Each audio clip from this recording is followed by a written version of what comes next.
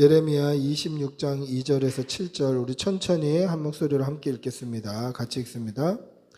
여호와께서 이와 같이 말씀하시니라. 너는 여호와의 성전들에 서서 유다 모든 성읍에서 여호와의 성전에 와서 예배하는 자에게 내가 내게 명령하여 이르게 한 모든 말을 전하되 한마디도 감하지 말라. 그들이 듣고 혹시 각각 그 악한 길에서 돌아오리라. 그리하면 내가 그들의 악행으로 말미암아 그들에게 재앙을 내리려 하려는 뜻을 돌이키리라. 너는 그들에게 이와 같이 이르라. 여호와의 말씀에 너희가 나를 순종하지 아니하매 내가 너희 앞에 둔 내 율법을 행하지 아니하며 내가 너희에게 나의 종 선지자들을 꾸준히 보내 그들의 말을 순종하라고 하였으나 너희는 순종하지 아니하였느니라. 내가 이 성전을 실로같이 되게 하고 이 성을 세계 모든 민족의 저주거리가 되게 하리라 하셨느니라. 예레미야가 여호와의 성전에서 이 말을 하매 제사장들과 선지자들과 모든 백성이 듣더라. 아멘. 할렐루야. 옛날 어느 성에 임금이 이제 충성스러운 신하들에게만 명령을 하나 내렸습니다. 그 명령이 뭐냐면 충성스러운 이제 대표적인 신하들에게 항아리 하나씩을 줄 테니 그 항아리에다가 성전 중앙에 있는 우리 성 중앙에 있는 그 우물에서 물을 길어서 항아리를 채워라. 이게 명령이에요. 그래서 신하들이 그 항아리를 받았는데 항아리가 밑이 빠져 있는 거예요. 밑 빠진 독이에요. 그래서 어떻게 합니까? 그래도 임금의 명령이니 그래도 충성스럽다고 그렇게 신실하다고 선택받은 신하들이니까 우물가 곁에다가 항아리를 두고 우물물을 길어다가 채우기 시작을 하는 거예요. 근데 채워집니까? 밑이 빠져 있으니까 물이 다 새는 거예요. 그래서 하나둘 포기를 합니다. 아무리 충성스러운 신하라고 할지라도 아무리 임금의 그 명령이 준엄하다 할지라도 뭐 안 되는 일은 안 되는 거잖아요. 포기하는 거예요.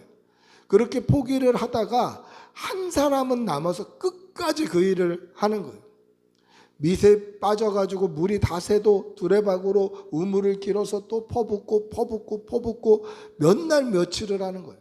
밥도 안 먹고 임금의 명령이 준엄하니까 그 명령을 따르기 위해서 충성하고 헌신하고 열심히 봉사하는 거죠. 근데 물이 다 흘러나가는 거예요. 그래서 그러다가 두레박을 또 건져서 딱 보니까 물이 하나도 안 들어와 있는 거예요. 두레박에. 그래서 우물을 봤더니 우물물이 마른 거예요. 우물물이 마르도록 그렇게 열심히 임금의 명에 충성을 한 거죠. 우물 속을 깊이 보다가 보니까 뭔가 반짝이는 것이 보이는 거예요. 그래서 두레박근을 의지해서 이제 밑으로 가서 그 반짝이는 게 뭔가 하고 깊이 들어가서 봤더니 사람 머리만한 금덩어리 하나가 있는 거예요. 그 금덩어리를 가지고 올라와서 임금님 앞에 무릎을 꿇고 임금님께 이렇게 얘기를 합니다. 임금이시여, 죄송합니다. 임금님의 명령을 제가 따르지 못했습니다. 그런데 비록 항아리에 물은 채우지 못했지만 임금이여 보소서, 제가 우물 안에서 이런 금덩어리를 발견했습니다. 라고 금덩어리를 임금에게 바친 거죠. 그랬더니 임금이 껄껄껄껄 웃으면서 그 금덩어리는 밑 빠진 항아리에 물을 채운다고 우물이 마르도록 수고한 충성스러운 신하 자네에게 주는 나의 선물이네, 그렇게 이야기하다는 거죠. 여러분, 이 신하가 왜 우물물이 마르도록 그렇게 열심히 물을 길었을까요? 그것은 임금의 명령이 위엄이 있고 준엄했기 때문에 그 명령을 충성하고 순종함으로 따른 거예요. 여러분, 하나님의 말씀은 어떨까요? 사람인 임금의 명령이 그렇게 준엄하고 위험이 있다면 살아계신 하나님의 말씀은 어떻습니까? 말씀은 오늘도 살아계신 거예요. 그 말씀을 우리가 믿고 따르고 충성하고 순종할 때에는 적어도 사람의 말보다 훨씬 더 준엄하게 생각하고 훨씬 더 무겁게 생각하고 그 말씀을 따라 충성하고 헌신하고 순종해야 된다라는 거죠. 여러분, 하나님의 말씀으로 변화되는 성도들이 되시기를 바랍니다. 하나님의 말씀이 여러분들의 삶을 변화시키고 충성스럽게 순종하도록 변화시키고 힘을 주어서 그 말씀대로 살아가는 성도들이 되시기를 바랍니다. 할렐루야. 오늘 예레미야 선지자는 하나님께 충성하고 순종하는 종이었습니다. 이 예레미야 선지자가 얼마나 하나님 앞에 충성하고 순종했냐면 그의 삶은 하나님의 말씀을 따르다가 오개도 갇히고 핍박을 당하고 사람들에게 맞고 미움을 받았어요. 하나님의 말씀을 충성스럽게 전달하고 그 말씀대로 살다 보니 사람들에게 미움을 받더라는 거죠. 사람들에게 미움받기까지 충성했던 사람이 바로 예레미야 선지자다라는 것입니다. 여러분, 오늘 우리가 읽지는 않았습니다만 1절에 보시면 유다 왕 요시야의 아들 여호야김이 다스리던 때에 하나님의 말씀이 선지자 예레미야에게 임한 거예요. 근데 그 말씀이 어떤 말씀입니까? 우리가 오늘 읽었던 2절 말씀 한번 같이 읽어보겠습니다. 2절입니다. 시작. 여호와께서 이와 같이 말씀하시니라. 너는 여호와의 성전뜰에 서서 유다 모든 성읍에서 여호와의 성전에 와서 예배하는 자에게 내가 네게 명령하여 이르게 한 모든 말을 전하되 한마디도 감하지 말라. 지금 예레미야 선지자에게 하나님께서 뭘 명령하셨죠? 성전 뜰에 서서 지금 하나님의 성전에 예배하기 위해서 온 유다 각지에서 온 사람들, 뭐 때문에 왔다고 그렇게 되어 있습니까? 예배하기 위해서 온 사람들. 그러니까 예배하기 위해 온 자들에게 하나님의 말씀을 하나도 빼지 말고 감하지 말고 다 전해라 이렇게 말씀하셨어요. 그럼 보세요. 지금도 우리가 예배하러 주님의 몸된 교회에 나와 있습니다만은 지금 우리가 예배드리러 교회에 나오는 것보다 이스라엘 백성들이 특히 유다 백성들이 온 유다 각지에서 하나님을 예배하기 위해서 예루살렘 성전으로 모이는 건 훨씬 더 수고스럽고 힘든 일이에요. 저희는 차 타고 오면 되니까 또 교회가 엄청나게 많으니까 집 가까운 교회에 또는 차 타고 가까운 교회에 쉽게 나갈 수 있는 시대를 살고 있잖아요. 근데 이스라엘 이 유다 백성들은 어떻습니까? 유다 각처에서 각각 자기들이 사는 동네에서 예루살렘 성전 하나의 성전으로 다 나아가는 거예요. 그러니까 이 나아가는 길이 사실 수고스럽고 힘든 일이에요. 멀리 있는 예루살렘까지 다 가서 하나님의 말씀을 들으려고 하나님을 예배하려고 그렇게 모였습니다. 그리고 나서 하나님을 예배하는 자들에게 하나님께서 뭐라고 말씀해 주실까? 여러분 어떤 말씀을 해 주실까요? 유다 각처에서 힘들게 왔습니다. 하나님을 예배하러 왔습니다. 그렇게 모여서 하나님을 예배하고 있습니다. 그러면 잘했다, 충성된다, 착하다, 하나님의 말씀을 사모하고 은혜를 사모하기 위해서 그 먼 길을 수고스러운 길을 그렇게 왔구나, 잘했다, 고맙다 이렇게 말씀하실 것 같은데 오늘 뭐라고 말씀하십니까? 3절 한번 읽어보겠습니다. 3절 시작. 그들이 듣고 혹시 각각 그 악한 길에서 돌아오리라. 그리하면 내가 그들의 악행으로 말미암아 그들에게 재앙을 내리려 하던 뜻을 돌이키리라. 여러분 보십시오. 먼 길 오느냐고 수고했다, 하나님 예배한다고 이렇게 와서 수고했다, 칭찬이 아니라 뭐라고 얘기합니까? 하나님의 말씀이 너희들에게 내가 심판하려고 벌 주려고 생각하고 있었는데 혹시라도 돌이켜서 회개하면 이 심판하려고 마음먹었던 것을 내가 내리지 않겠다. 칭찬이 아니라 하나님이 심판하시겠다라는 말씀이에요. 왜 하나님이 이런 말씀을 하셨습니까? 오늘 말씀에 보면 뭐라고 되어 있죠? 혹시 각각 그 악한 길에서 돌아오리라고 한다면, 그 말은 뭡니까? 이스라엘 백성들이 지금 악한 길을 걷고 있다는 거예요.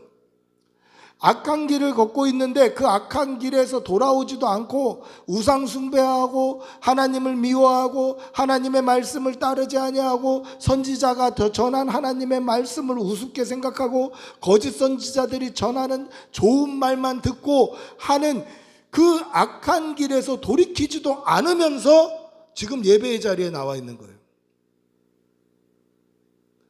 지금 이게 예배 드리지 않는 사람들을 향해서 하신 말씀이 아니라는 거예요. 성전에 서서 멀리서 각각 자기 성읍에서 하나님을 예배하겠노라 하고 예배의 자리로 나와 있는 그 예배자들에게 하나님이 하신 말씀이 무슨 뜻입니까? 악한 길에서 좀 돌이켜라. 회개해라.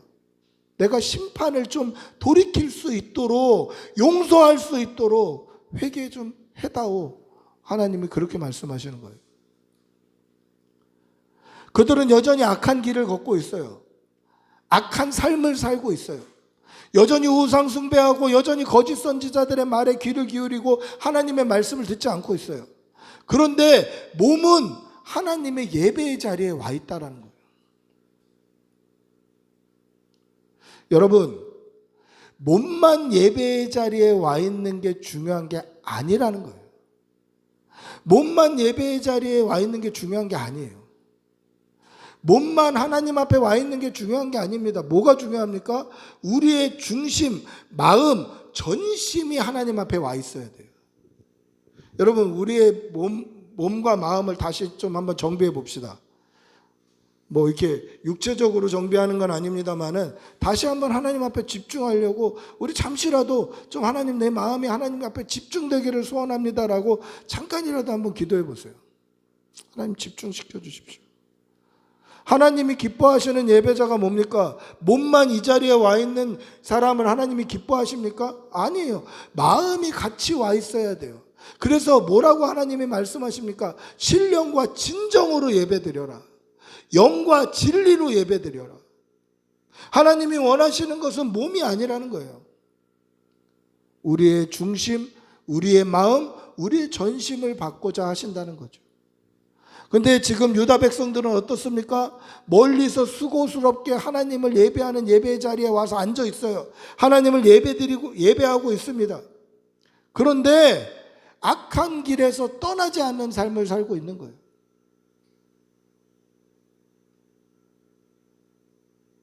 여러분, 이 사람들에게 하나님께서 뭐라고 말씀하십니까? 혹시 각각 그 악한 길에서 돌아오면 내가 용서해 줄게 말씀하십니다. 여러분, 이게 그들이 돌아올 확률이 굉장히 높다라는 뜻일까요? 아니면 돌아올 확률이 희박하다는 뜻일까요? 하나님 앞에 용서받을 확률이 굉장히 높다는 뜻일까요? 아니면 용서받을 확률이 희박하다는 뜻일까요? 용서받을 확률이 희박하다는 뜻이에요. 그 증거가 뭡니까? 혹시라는 뜻이에요. 혹시. 너희들이 이 말을 듣고 혹시라도 회개하면, 악한 길에서 돌이키면 내가 용서해 줄게. 그 말은 무슨 뜻입니까? 회개 안 할 거 안다. 결국은 심판받을 거 안다. 혹시라도 돌이키면 돌이킬 확률이 희박하다라는 뜻이에요. 예배 전에 나와 있습니다. 근데 여전히 악한 길로 행하고 있어요. 몸은 예배 전에 나와 있는데 마음은 하나님께 온전히 나와 있지 않는 거예요. 그들이 회개하고 돌이킬 확률이 희박해요. 그래서 하나님이 사실은 이 말씀 하시기도 부끄럽고 비참하시겠지만 혹시라도 좀 돌이켜 준다면 내가 용서해 줄게. 돌이킬 확률이 희박하다라는 뜻이에요. 여러분, 이것을 보는 하나님의 심정이 어떠실까요? 예배를 받으시고 계신데 그들은 여전히 악한 길로 행하고 있어요. 그럼 그 예배를 기쁘게 받으실 수 있겠습니까? 사랑하는 성도 여러분, 하나님 앞에 마음을 드리고 몸을 드리고 시간을 드리고 생명까지 드려 예배하는 성도들이 되시기를 바랍니다. 하나님께서 우리의 지금 이 예배를 기쁘게 받으시도록 하나님 앞에 전심을 드리는 성도들이 되시기를 축복하고 기도합니다. 하나님께서 하나님께 예배하러 나온 자들에게 왜 그들이 책망받아야 되고 심판받아야 되는지 뭐라고 말씀하십니까?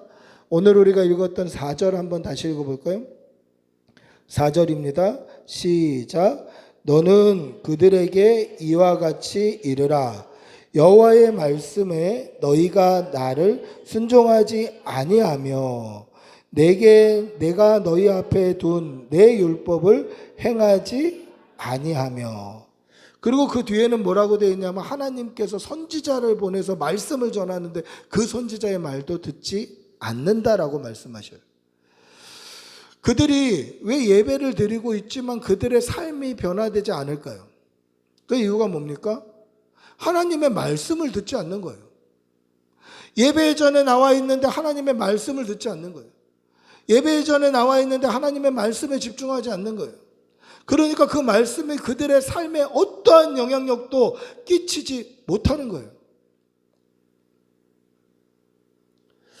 여러분, 1절 우리가 읽지는 않았습니다만은 1절에 보시면 유다왕 요시야의 아들 여호야김이 다스리던 때에 여호와께로부터 말씀이 임했다라고 말씀하고 있죠. 근데 이 여호야김이라는 왕은 어떤 왕이었냐면 예레미야 선지자가 전하는 하나님의 말씀을 적극적으로 거부했던 인간이에요. 얼마나 적극적으로 거부했냐면 예레미야가 하나님께서 말씀하신 것을 외워서 다 얘기할 수 없으니 그걸 두루마리로 써놨어요. 하나님이 전하라고 하신 말씀, 감하지 말고 전하라고 했기 때문에 하나님이 전하라고 하신 말씀을 두루마리로 써놨단 말이에요. 그게 뭡니까? 성경이겠죠. 하나님의 말씀을 직접 기록한 거잖아요. 감하지 말고 토시 하나 틀리지 말고 하나님의 말씀을 그대로 전해놓은 거잖아요. 그 말씀이 지금까지 이어져 내렸다면 얼마나 우리가 행복하겠습니까? 하나님의 직접적인 말씀을 읽을 수 있으니까.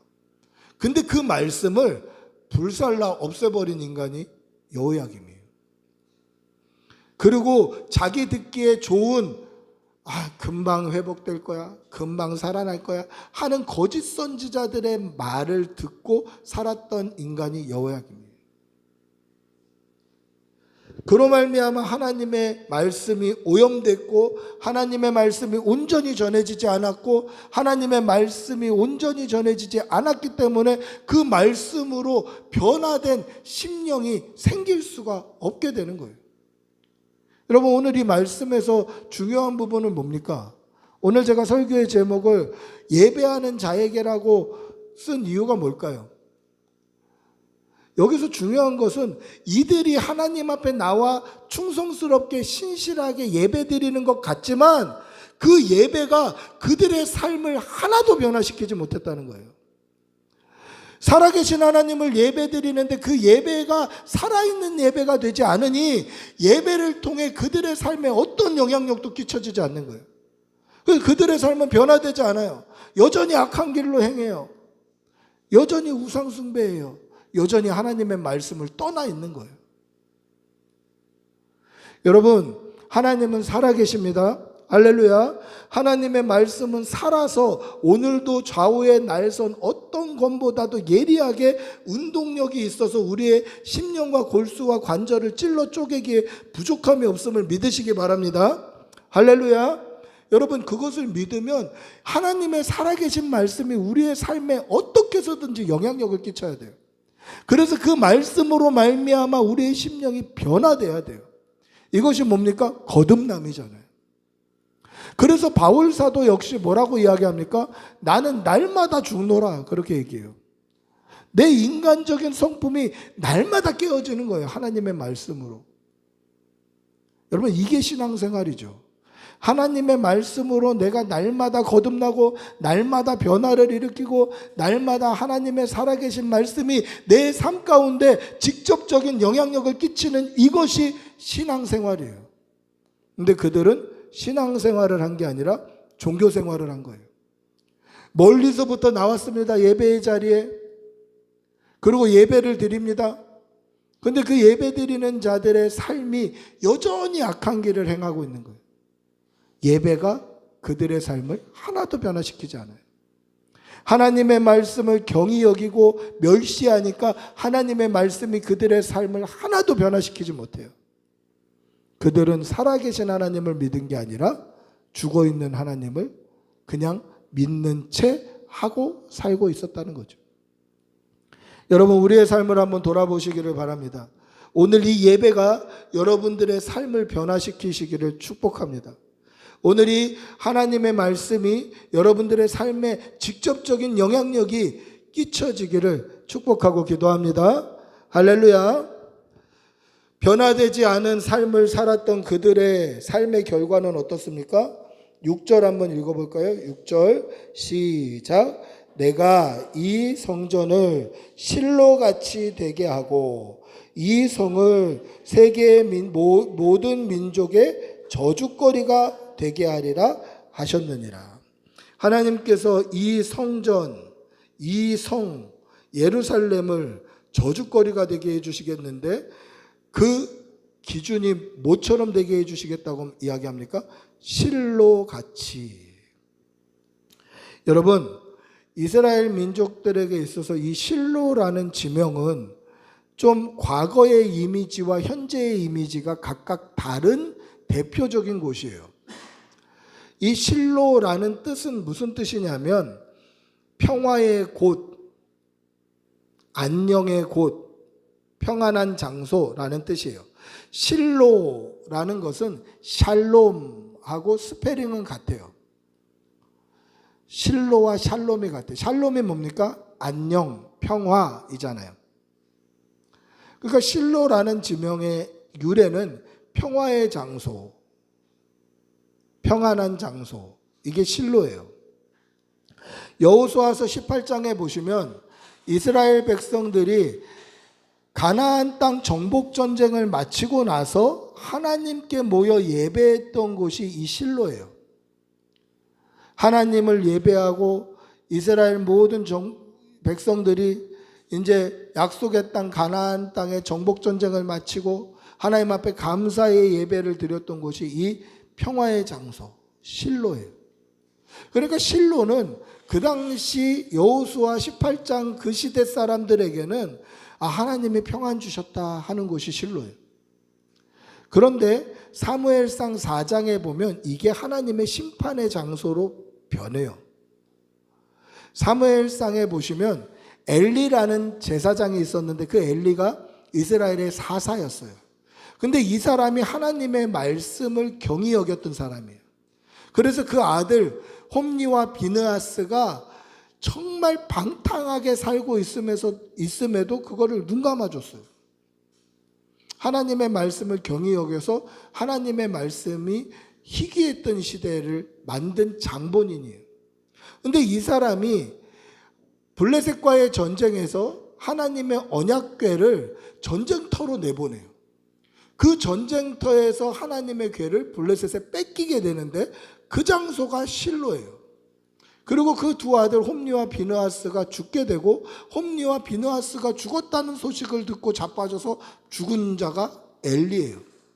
그러니까 하나님의 평안과 하나님의 번영과 하나님의 축복의 장소였던 이 실로가 하나님의 말씀을 버리자 하나님의 심판의 장소가 됐다라는 게 실로라는 거예요.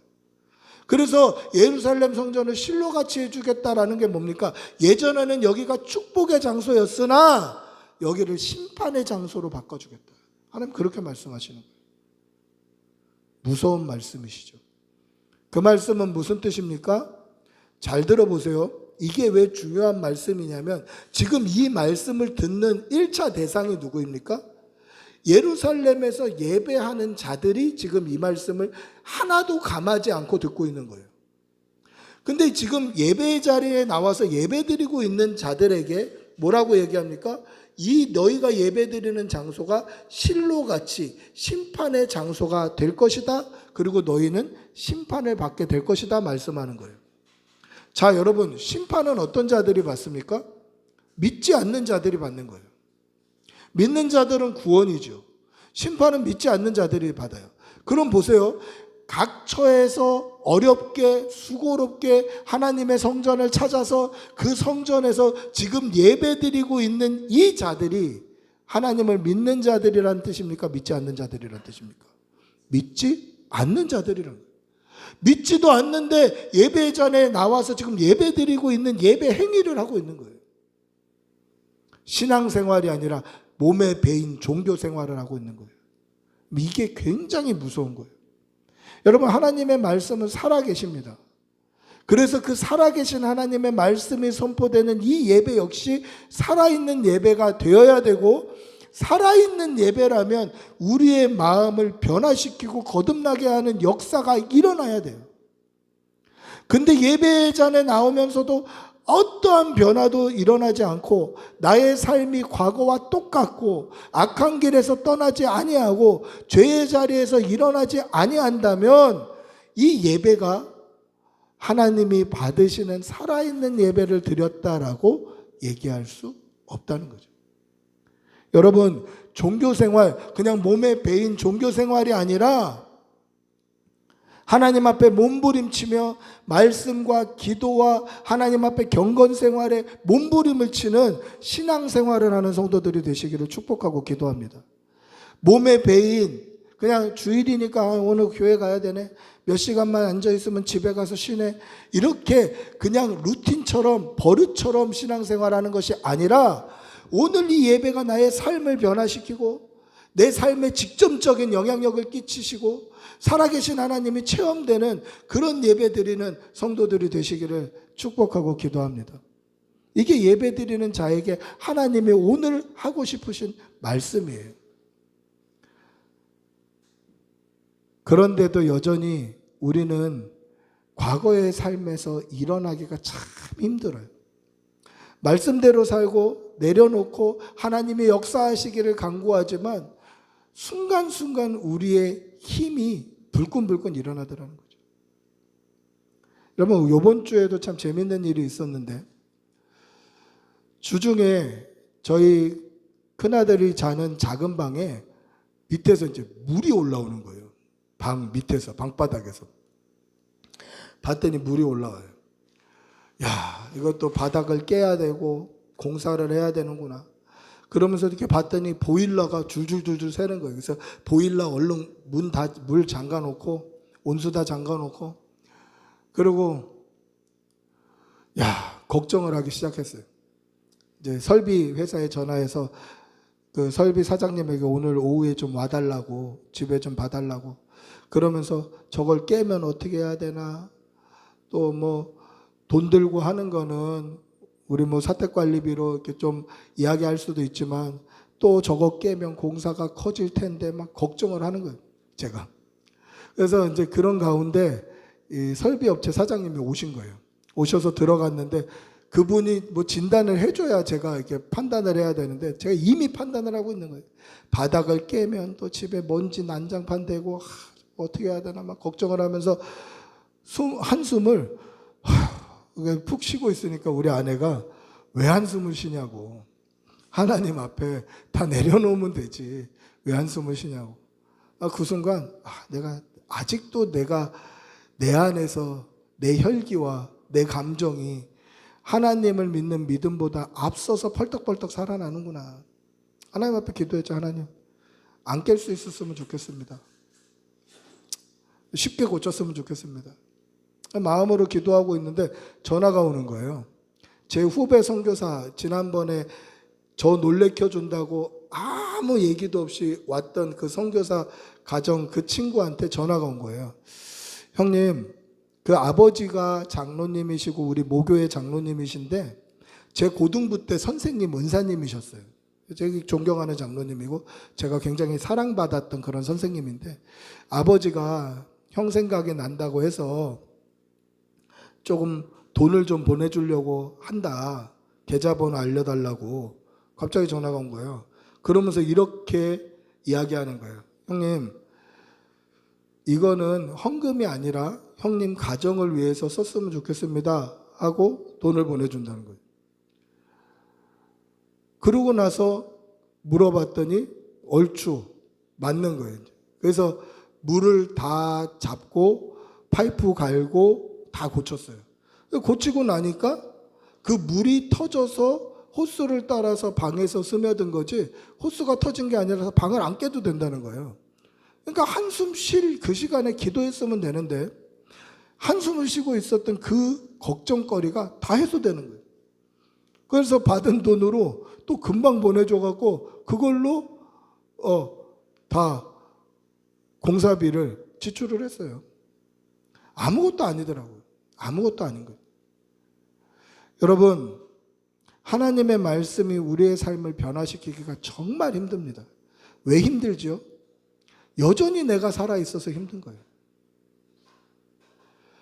하나님의 말씀이, 하나님께 드리는 예배가 살아계신 하나님이 우리의 말씀, 우리의 삶을 변화시키도록 그 말씀이 우리의 삶에 실질적으로 역사하도록 다 내려놓고 그 말씀 앞에 순종하는 성도들이 되시기를 축복하고 기도합니다. 말씀을 맺습니다. 하나님의 말씀 앞에서 충성하고 순종한다는 것은 하나님의 말씀의 엄중함을 깨닫는 거예요. 하나님의 말씀의 엄중함을 깨달아서 그 말씀에 순종하고 충성하게 되는 것이죠. 그렇게 충성하고 순종하면 그 말씀이 우리의 삶 가운데 영향력을 끼침을 믿으시기 바랍니다. 그래야 해서 예배 전에 나올 때마다 하나님, 오늘 이 예배가 우리의 삶을 변화시키게 하여 주시옵소서. 우리가 날마다 죽고 예수 믿는 사람으로 다시 거듭날 수 있도록 은혜 주십시오. 그렇게 기도하는 성도들이 되시기를 축복하고 기도합니다.